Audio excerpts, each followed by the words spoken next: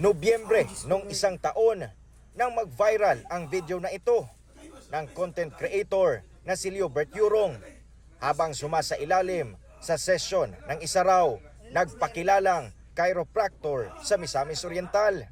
Chiropractor ang tawag sa medical professional na bihasa sa neuromuscular disorders, partikular sa adjustment ng mga buto at gulugod.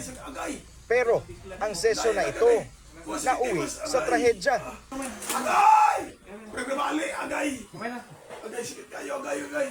Pinapakalma ng umano'y chiropractor si Liobert, pero hindi nito mainda ang sakit.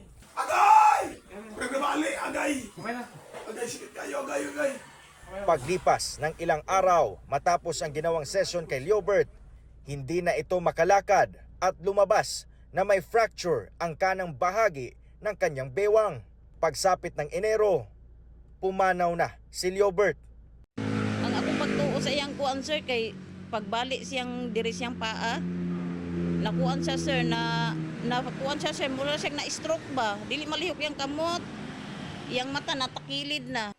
Ayon sa kapatid na si Nancy, Nobyembre ng nakaraang taon, gusto ni Liobert na magpa-bone alignment dahil sa nararamdamang sakit sa kanyang likod. Doon niya nakilala sa social media ang sinasabing chiropractor at pinuntahan pa siya nito sa kanilang bahay para sa session. Naniniwala ang kamag-anak ni Liobert na lumala ang kanyang kalagayan dahil sa chiro session na ginawa sa kanya. Kaya pinag-aaralan umano nila ang mga posibleng kaso na pwedeng isampa laban sa nagpakilalang chiropractor. Wala pang pahayag sa ngayon ang nagpakilalang chiropractor. Bukas ang GMA Regional TV para dinggin ang kanyang panig.